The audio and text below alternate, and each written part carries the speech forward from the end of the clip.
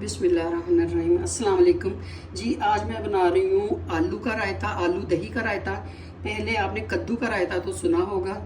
तो आलू के रायते के लिए सबसे पहले मैं चटनी बना रही हूँ। ये 2 मैंने हरी मिर्चें ली हैं, थोड़ा सा पुदीना लिया है। पहले मैं इसकी चटनी बनाऊँगी, फिर मैं आपको बताती हूँ कि किस तरह हमने आलू का रायता बनाना है। ये चावलों, सादा चावल, मटर पुलाव या फिर चने वाले चावल हो तो बहुत अच्छा लगता है जी। इसको अब मैं ग्राइंड कर लेती हूँ।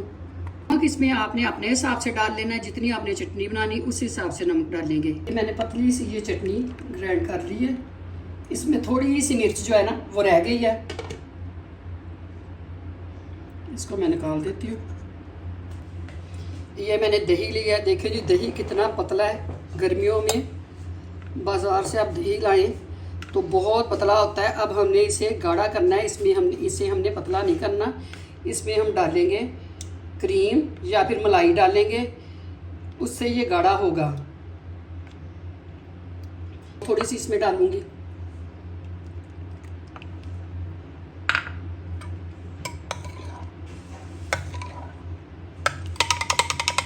मैंने इसमें नमक डाला था, तो अब इसमें मैं इसको देख के फिर एंड पे नमक डालूंगी। ये मैंने जो 2 छोटे आलू लिए थे उनको मैंने कद्दूकश कर लिया है। अब मैं खुले बर्तन में इनको डाल के तो वो आपको दिखाती हूँ। ये इसका प्याज है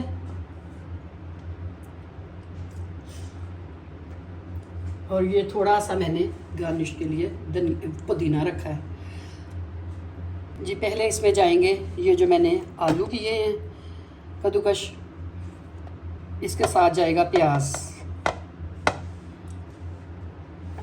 लूँगी दही,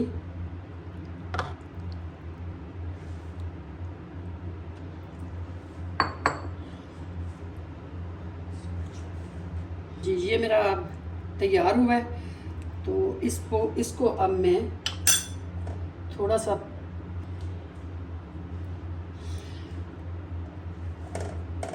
अगले स्टेप की तरफ चलते हैं। इसमें थोड़ा सा मैं गरम मसाला डाल रही हूँ। ये जी 1/2 टीस्पून है, हाफ से भी थोड़ा सा कम है, 1/4 आई है जी। अब मैं इसको लगाऊंगी लाल मिर्च, गोल लाल मिर्च का तड़का लगाऊंगी आप जी। इसमें थोड़ा सा मैं ये ऑयल लिया है, इस पर मैं डालूंगी ये 1/2 टीस्पून जीरे का है, और ये थोड़ी सी लाल मिर्च है, गोल लाल मिर्च। ये अब इस पे जाएगा।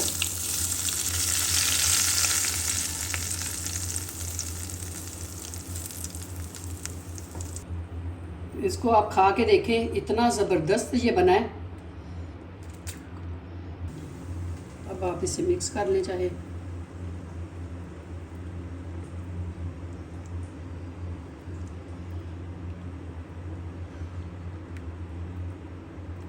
जी ये मेरा आलू का रायता तैयार है।